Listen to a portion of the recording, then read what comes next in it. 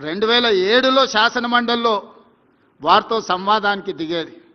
పర్టికులర్గా 2009 బడ్జెట్ సెషన్స్లో ఎట్టయినా రాజశేఖర రెడ్డి గారి దృష్టి ఆకర్షించాలి, రాజశేఖర రెడ్డి గారితో వాదనలో నిలబడాలి అని రాత్రి మొత్తం బడ్జెట్ మీద చదువుకొని ఉదయం ఒక్క క్షణం కూడా నిద్రపోకుండా ఇంట్లో నుంచి సరాసరి శాసనసభకి వెళ్ళి రాజశేఖర రెడ్డి గారు ముందు నిలబడి 53-54 నిమిషాలు బడ్జెట్ మీద మాట్లాడితే మొదటిసారి ఎమ్మెల్యే కదా అని రాజశేఖర రెడ్డి గారు తీసి పడేయలేదు. రాజశేఖర రెడ్డి గారు ముఖ్యమంత్రిగా లేచి నిలబడి నేను మాట్లాడిన ప్రతి మాటకు, నేను చేసిన ప్రతి విమర్శకు ముఖ్యమంత్రిగా వారు సమాధానం చెప్పి ప్రోత్సహించిండు. తర్వాత కలిసినప్పుడు కొత్తగా రాజకీయాలకు వచ్చే వాళ్లకు అవకాశం ఇవ్వాలి, మేము సమాధానం చెప్పడం ద్వారా వాళ్ళని ప్రోత్సహించిన వాళ్ళం అవుతామని నేను కలిసినప్పుడు వైఎస్ఆర్ గారు చెప్పిండ్రు. అందుకే ఈనాటికి శాసనసభలో ఎమ్మెల్యేలు మాట్లాడితే నేను లేచి సమాధానం చెప్పడానికి ట్రై చేస్తాను. నాకు ఎప్పుడు గుర్తొస్తుంది, మొదటిసారిగా 2009లో శాసనసభలో బడ్జెట్ మీద నేను లేవనెత్తిన అంశాలు రాజశేఖర రెడ్డి గారు వివరించిన తీరు రాజకీయాల పట్ల ఒక నమ్మకం, విశ్వాసం కలిగించింది. అలాంటి రాజకీయాలు రావాలి. ఎవరికైనా అధికారం వస్తే అహంకారం వస్తుంది, అహంకారంతో పాటు ఆలోచనలు మారుతాయి. రాజశేఖర రెడ్డి గారు ముఖ్యమంత్రిగా మారిన తర్వాత అహంకారం కాదు, ఆలోచనతో ప్రజలు ఏమి ఆశిస్తున్నారో, ప్రతిపక్షాలు ఏమి సూచన చేస్తున్నాయో వాటిని పరిగణలోకి తీసుకొని పరిపాలన చేయాలని, అంతకంటే ముందు వారు ఉన్న విధానాన్ని మార్చుకున్నాని వారే చెప్పి నాకు కోపం అనే నరం తెగిపోయింది, నేను ప్రజలకు సేవ చేస్తాను రాజశేఖర రెడ్డి గారు ఏదైతే చెప్పినరో, ఈనాటి రాజకీయాలకు రావాలనుకున్న వాళ్ళందరికీ ఇది ఒక సూచన. ఈ సూచనలతో ముందుకు వెళ్దాం. తప్పకుండా రాజశేఖర రెడ్డి గారు ఏవైతే అసంపూర్తిగా వదిలేసిన జ్ఞాపకాలు ఉన్నాయో వాటన్నిటిని పూర్తి చేయడం ద్వారా రాజశేఖర రెడ్డి గారి యొక్క పేరును శాశ్వతంగా ఈ తెలుగు ప్రజలు గుర్తుపెట్టుకునే విధంగా కొనసాగిద్దామని తెలియజేస్తూ మీ అందరి దగ్గర సెలవు తీసుకుంటున్న మిత్రులారా. ఇంకొక 5 నిమిషాలు కూర్చోవలసిన విజ్ఞప్తి చేస్తా ఉన్నాను.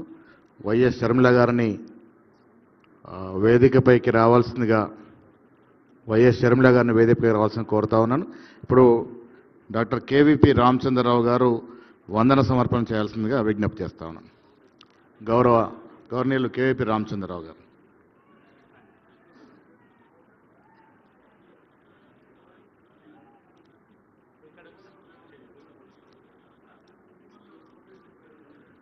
సభకి నమస్కారం. ఇంతసేపు రాజశేఖర రెడ్డి గారి మీద అభిమానంతో సహనంగా అందరి వక్తల యొక్క వారు ఎక్స్ప్రెస్ చేసిన నిజంగా నాకు గుండె బరువెక్కుతూ ఉంది. కొంచెం మాట్లాడాలంటే మాట తడబడుతూ ఉంది.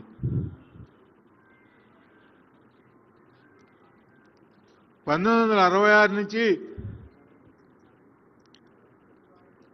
నేను సహచర్యం చేసిన మిత్రుడు ఎంత గొప్పవాడా అని మీరందరూ ఇంతసేపు కూర్చొని ఉంటే నాకు నిజంగా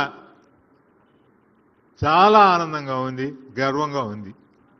ఇక్కడ ఓట్ ఆఫ్ థ్యాంక్స్ చెప్పడం, అందరి పేరున చెప్పడం, ఇచ్చేయటం అది ఒక ఆనవాయితీ. కానీ మిగతా వారందరికీ రాజశేఖర రెడ్డి గారితో వారి ప్రేమని, వారి గౌరవాన్ని, వారి అభిమానాన్ని, వారి సాహచర్యాన్ని, వారి వాత్సల్యాన్ని చవిచూసిన వాళ్ళు లేనివారు, వారితోటి పాటు ఈక్వల్ హోదాలో ఈక్వల్గా ఉన్న వ్యక్తి భూపేందర్ సింగ్ హుడా గారు.